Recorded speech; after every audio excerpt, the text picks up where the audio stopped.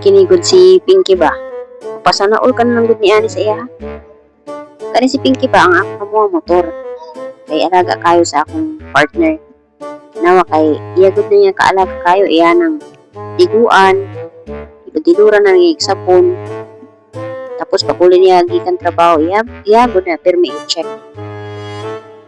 Nablab kayo na niya si Pinky. Sayo kuan man pud ko magsilos man pud ko ba? Ayo bang magsilos ta sa yung motor man na. Kaya gud akong partner, yan akabit si Pinky. Motor lang namo. Pero okay ra kay taga kayo niya among gamit.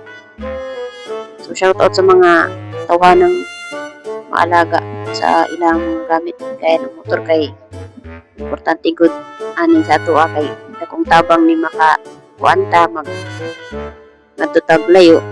Tapos kung natay pagtrabahuan ng layo kuan kay dakong tabang gud ni.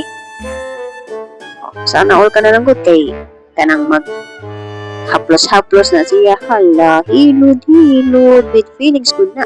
Ikaw ano, nablab man na niya si Pinky ba? Ako, di na ako mahuna-una kung kanus apa niya akong gikalimtan.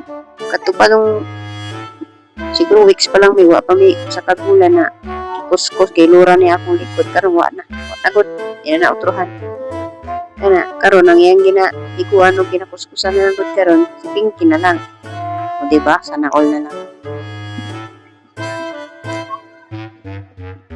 Surti kayo na ni Pinky saya kay siguro si Pinky pod na mainitan kay init kayo kasi summer naman dapat talaga alaga ta karon sa atong mga motor bisa na di kayo ka nindot atong motor di ka kuan na kanang mamahali na motor least alaga ta basin mauna pa sa ila maguba kahit sa ila pa mas kuan mahal kini kay mas barato sa ila pero ingatan naman nato kato ang importante no. Na-share ko lang kung gaano kaalaga ang akong partner sa iyang kabit na si Pinky ang amo motor. Sana ako na lang good Pinky lag na lag ka kayo sa imong amo.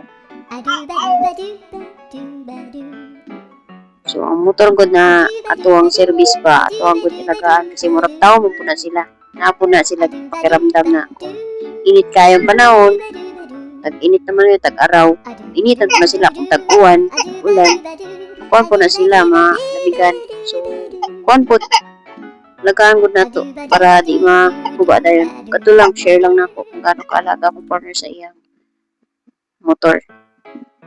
Thanks for watching. Thank you. Bye.